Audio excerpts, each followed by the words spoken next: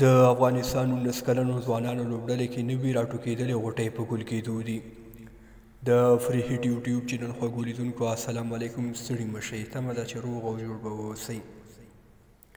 خوږو لیدونکو که تر اوسه مو زموږ یوټیوب چینل نه وي سبسکرایب کړی، هیله ده زموږ یوټیوب چینل سبسکرایب کړئ، د زنګولې نښان وشرنګوئ او آل انتخاب کړئ تر څو زموږ هره نوې ویډیو تر نورو وړاندې تاسو ته ضرور رسیږي.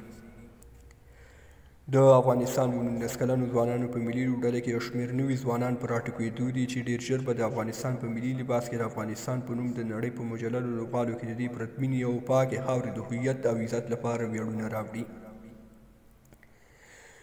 د افغانستان 19 کلنه لوبډله چې دا مهال په متحده عربي اماراتو کې په سیالیو بوخته ده، له تېرو 2 اونیو راهیسې لومړی له بنګلادیش سره د 2 ورځنیو لوبو سیریز ترسره کړه او دواړه یې وګټلې.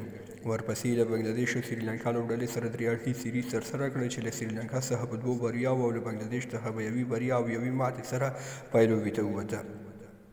په دغې سیالیو کې یو شمېر افغان ځوانانو خوندورې او نه منونکې کارنامې کړي دي. یمارب د 19 کلنو ځوانانو یو ښه لاسی چټک توپ اچوونکی دی چې په یاد سیریز کې 4 لوبې ترسره کړي او تر دې دمه یې په یادو ټولو لوبو کې 14 لوبغاړي سوځولي دي. جالبه خو دا ده چې تر اوسه یې 3 ځله 4 لوبغاړي سوځولي دي.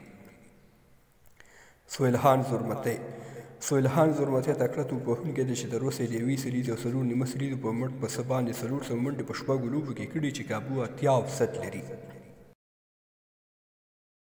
بشیر احمد افغان چپلاسي چټک توپ اچوونکی دی چې تر دې دمه یې په 4 لوبو کې 14 لوبغاړي سوځولي. نوموړي په یوه لوبه کې د سریلانکا په وړاندې 2 لوبغاړي وسوځول. د دې د توپ اچونې د سرعت په اړه یو شمېر مشهوره مبصرین وایي چې ښایي د نوموړي سرعت له 150 پورته وي.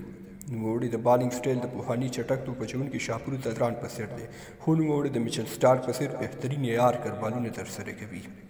خلیل احمد، کامران هوتک او محمد هارون هم د پام وړې لوبې ترسره کړي دي او په ډېرو مهمو سیالیو کې د لوبې د غوره لوبغاړو جایزې هم ګټلي دي.